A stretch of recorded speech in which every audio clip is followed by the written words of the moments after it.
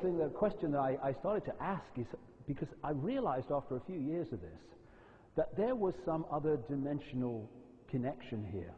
Not just talking to people on the inside, but many other different people, people who had been involved in the mind control projects and saw some of this stuff from the inside. So my question was, who controls the controllers? Because it's a real hierarchical thing, and eventually it goes out of this dimension.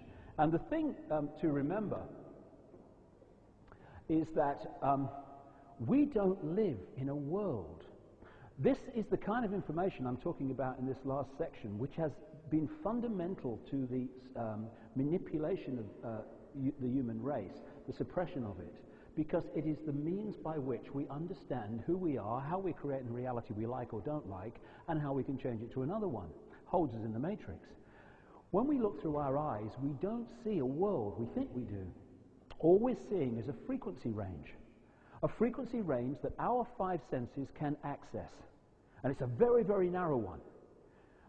Outside of that frequency range that we can access is infinity, an infinity of possibility and experience and places of existence. And we're just seeing a fraction. Basically, it's like having a radio and you tune it to radio 1. And what you get then is radio 1. You don't get radio 2, 3, and 4. And yet all those radio stations, broadcast frequencies, are existing in the same space, just as all existence and all these other dimensions of existence exist in the same space that we're occupying. But the radio is tuned to radio 1, so that's what you get. You move it to radio 2, now you've got radio 2. Radio 1 hasn't stopped broadcasting because you've moved from it, it's just that you're not accessing it anymore. And it's the same with our experience in this illusion we call the physical world. When we take on physical form, we are locking ourselves into this reality. Therefore, that's what we experience, this frequency range. You get cats and other animals who have a greater visual frequency range, and what they do is they're reacting to empty space in the room, and you're going, what's wrong with the bloody cat? It's going like that. But to the cat, greater visual access of frequency range, that is not empty space, although it appears to be to us. People talk about the UFOs. I saw this UFO and it disappeared in front of my eyes. Like, what are you on? You're mad. No, it hasn't actually disappeared. It has left the frequency range of the five senses, therefore it appears to disappear. That is all. It's all about frequency and whether you're tuned to it. And I started to realize, in fact, as more and more is being identified, only 1% or less than 1% of identifiable mass matter in this universe we can actually see with our five senses. And yet we are so locked into the conditioning, this is reality, that when you're talking about anything that is beyond what is accepted to exist, you're mad, you're on something. And yet, hold on a minute, we can't see 99% of what is known to exist. What? We open our minds to all possibility. It's like Socrates, the Greek philosopher, said, wisdom is knowing how little we know. That holds your mind open. Not that you accept anything, any old crap, but it holds your mind open to possibility instead of dismissing things just because they're different. Bloody hell, I'm going to get into some different things in this section. Let's start. One of the things that's been kind of thrown at me, dismiss him, he says reptiles run the world, you're mad. Well, I have a simple philosophy. I follow information. If you try to uncover what's going on in the world with a belief system, whether it's a religious belief system or whether it's a rigid one, or whether it's a political belief system or whatever, anything like that, then you might as well just go and have a cup of tea. Because what's going on in the world is so different to what we think is going on that if you have a belief system to defend, and also if you have an ego to defend, hey, what will people think of me, then you're dead in the water, because you will not go into areas that if this information takes you, because your belief system will edit them out. Not going there, my belief system's under pressure if I do. I just follow information. And I got to the point in about the mid-late 90s, when I'm working on how the five sense world, you might say, is manipulated and the structures and all this stuff, where I started running into a very strange theme. And that is of people who, of all walks of life, I mean, I've talked to hundreds and hundreds of these people all around the world now, who told me how they saw a person, often in positions of power, but not always, turn into a reptilian-type form in front of their eyes and then move back again. What's become known throughout history as shape-shifting and all that stuff. Morphing is the modern word for it, apparently, that people are using. And it's like when you first hear someone say that, you're going, what? And then another one tells you, and it's like, what, but not quite so pronounced. And when this theme comes, there was one period in America in about 1997 when I met 12 different people in different parts of America. I was traveling a lot in 15 days who told me the same basic story. And I talked then to people in some of the mind control projects, not looking for these stories, but I just walked into them.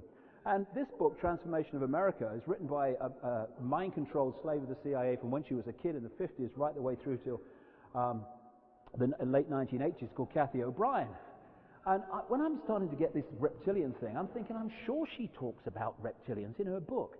So I went back to the book, flicking through, feeling a right prat, looking under the index for reptilian, and I found about 3 or 4 references. And what she says was, and this is a book that names Cheney and Father George Bush and the stream of people in America as child abusers and what have you, and she sent copies to members of Congress, to all the media back in the early 90s when it came out. No reaction, nothing from any of the people. Just go away. Don't want to go there, because if we go to court, then the whole thing will come out. Don't want to go there. Shut up, ignore it. Anyway, I'm looking through this, and she was talking, and understandably, what she did when she had these experiences was she explained them away as part of the mind program. They're just trying to manipulate my mind and confuse me. But what she said was, she met one of the people that she was a slave to was Father George Bush during the Reagan administration. And she said that he told her they were a, quote, extraterrestrial race that from another plane of existence that had taken the world over, and no one noticed because they looked human. And she said that Bush turned in front of her eyes into a reptilian-type form, just this part of him, and then went back again. And she thought, it's just part of the confusion. And then she tells in the book as well as how she went to Mexico, where she was put under the authority for a while of Miguel de la Madrid, who was president of Mexico. And she says in the book how he told her the story of what he called the iguana race. And he said what happened is that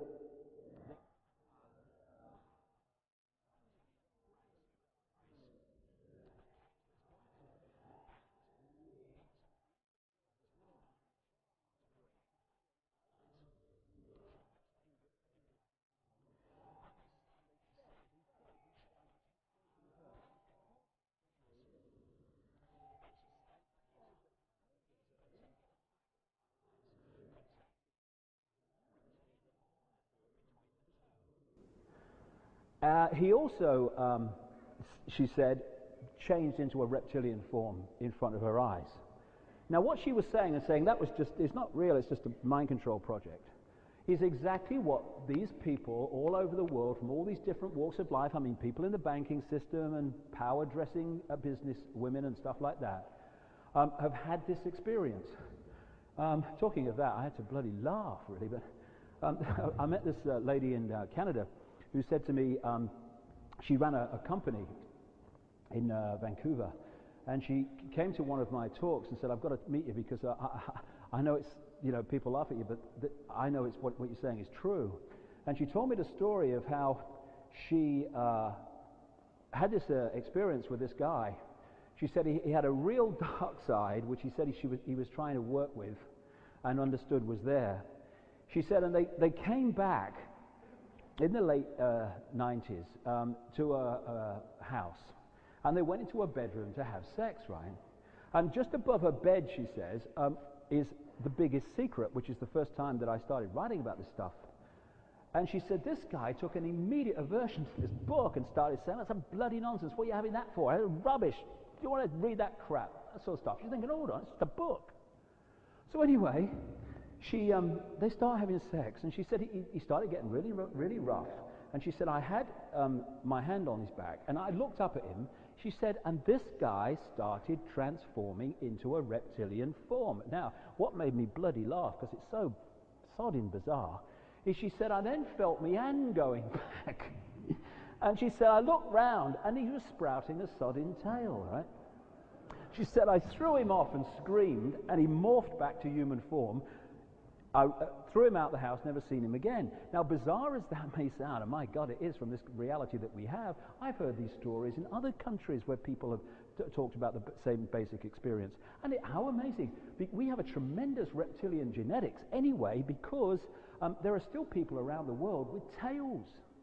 I mean, you can feel here where the tail used to be, going way back. And in Western medicine, they call them caudal appendages.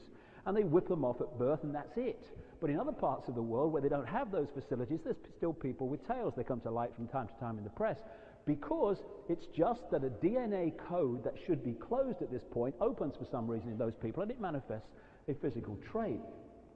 So more and more of these stories started coming, and I'm thinking, shit, what's going on here? And then I come back to England, and I meet a lady who tells me that she is a friend of a close associate of Princess Diana. And I haven't gone public by the time I've met her with this stuff, not written any books on it. I'm just trying to work out what the hell is happening. And I met her. This was a lady who was a close confidant of Princess Diana for 9 years and was acknowledged as such in the tabloid media. A lady called Christine Fitzgerald. And she came over to talk to me about what I thought the Windsors and the way they treated Diana, which was appalling. And we're in this conversation, and I'm listening, and she said, by the way, do you know what Diana used to call the Windsors? And I said, no. She says she used to call them the reptiles and the lizards, and she used to say that they weren't human. And I'm thinking, shit, not more frickin' reptiles. I mean, I'm thinking, shit, I'm going to have to talk about this if this goes on, and my God, hey, it's going to be a laugh, isn't it? And I said, what? I said, what do you mean, reptiles? I'm like playing the idiot, because she didn't know that this had come into my research. And she said, yeah, you know that the Windsors are a human-reptilian hybrid bloodline. And this is what the aristocracy and the royal families are. That's why they, right back into the ancient world, they said they had the right to rule because of their bloodline, because of their DNA, because of their genetic connection to what were perceived as the gods. So what I did, I started looking back in all these bloody ancient texts and stuff, and I started finding in the ancient accounts references, many of them, to shape-shifting reptilian human entities that could move between a reptilian and human form. Back in Asia, they had a group of people they called the Nagas that could do that. And then I went in to talk to my great friend Crέντο Mútvε, the shaman down in South Africa, and he started telling me all about this whole thing from their perspective, what he's been initiated into. Not only have people reported in large numbers to me seeing this process of this morphing from a human to a reptilian form and then back again, they've also seen like ethereal reptilian forms following people around and locking into these lower chakra points, these vortex points that connect the different levels of us with the physical. So I go and see Crέντο Mútvε. He's on the left, by the way. And this man is an absolute freaking genius. I mean, he is a library on legs, this man. What happened is, I went to talk in South Africa just after The Biggest Secret came out, and he contacted me through a third party and wanted to speak to me. So I went to see him, and I spent hours and hours, days in fact, with him. And what he said, he asked me first of all, is how do you know about the Chitahuri? I said, well, I just come into my life, and people have told me these stories. He said, what's in your book, I was initiated into kind of 40, 50 years ago. The true history of black Africa and the true history of the world. He said, we call your reptilian